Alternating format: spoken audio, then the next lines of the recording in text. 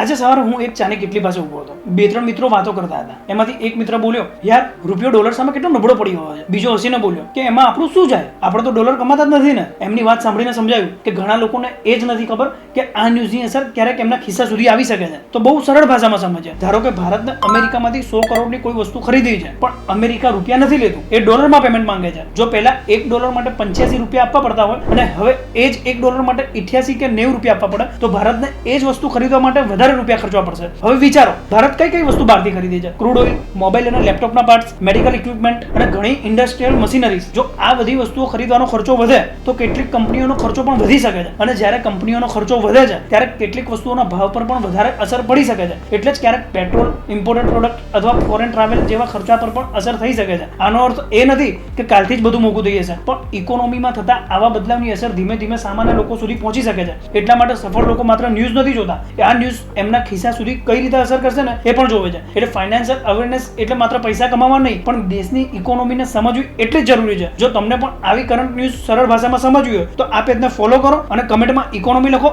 અમે તમને current financial thinking PDF ફ્રીમાં મોકલી